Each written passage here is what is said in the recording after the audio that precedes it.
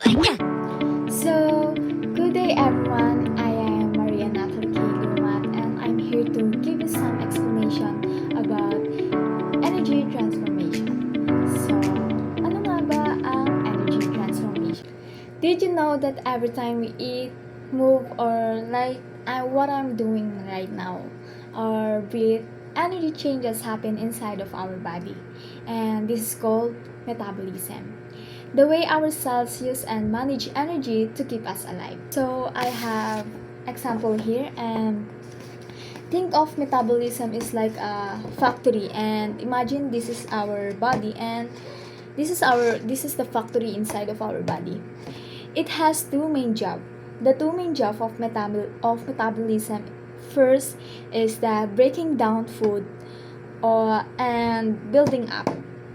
The breaking down food is the way of breaking down our food that we eat, or binababa or binabasag ito para maging enerhiya sa katawan natin.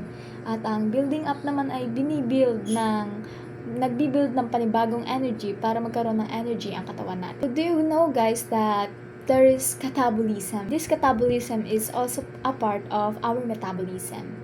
Catabolism is the part of metabolism that breaks down our food. And I have example here.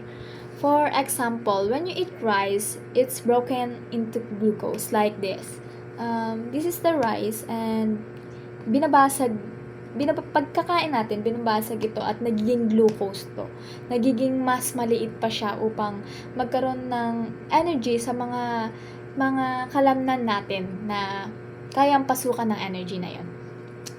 Para siyang binuburn or sinusunog sa katawan natin para ito ay maging energy. And so, do you know guys that there is also anabolism, the final part of metabolism. And the anabolism is the opposite of metabolism and anabolism. It's the process of building up the energy inside of our body. The body uses energy to make new cells, to repair damages of our tissue inside our body, or mapalakas pa ang mga muscles natin sa katawan. I-imagine na lang natin na tayo ay naglalaro ng Lego. At ang paglalaro ng Lego ay may mga blocks or binibuild natin at may ginagaya tayo dun sa mapa na process kung paano mabubuo yun. I-imagine natin na yung process na yun sa Lego ay yun yung process kung paano mabuo yung ating energy sa katawan. Dahil ang pagbuo natin na ito ay kinakailangan natin para tayo magka-energy. Kagaya na nga lang ng sinabi ko kanina sa metabolism, ito yung cells na nagkikip sa atin para tayo ay manatiling buhay. So, we know that metabolism is a balance of two processes, catabolism and anabolism, which is the catabolism is the part of breaking down for our energy, and anabolism is building up using energy. Together, they keep us alive and functioning for our everyday life.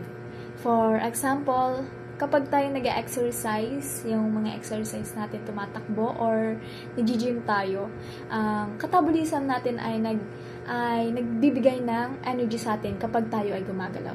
At sa anabolism naman, it helps us to strengthen our bodies or our body muscles after a while.